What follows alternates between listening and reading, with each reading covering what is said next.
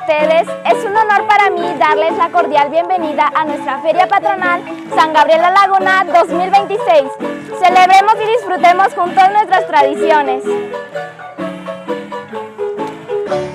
De esta manera damos ya por finalizar el recorrido acá en la Laguna de las Flores. Pues hoy esta magna procesión de entradas y velas y flores en honor al patrono San Gabriel Arcángel de la comunidad de La Laguna, Jacaltenango, ¿verdad? Entonces, saludos a todos los amigos que nos ven a través de las plataformas y desde ya deseándoles una feliz fiesta 2026. Se estará llevando pues varias actividades socioculturales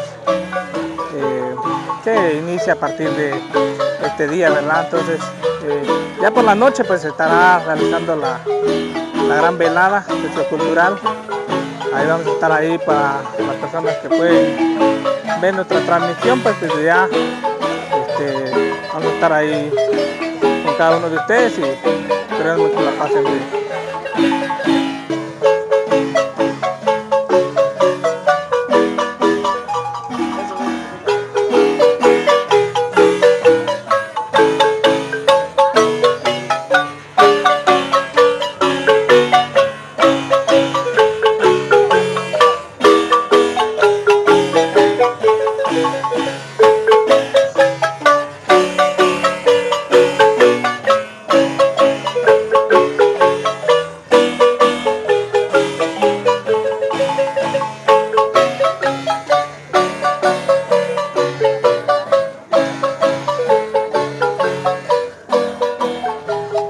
En unos instantes pues estaremos llegando ya a la iglesia católica en la fiesta patronal de San Gabriel Arcángel de la comunidad de La Laguna.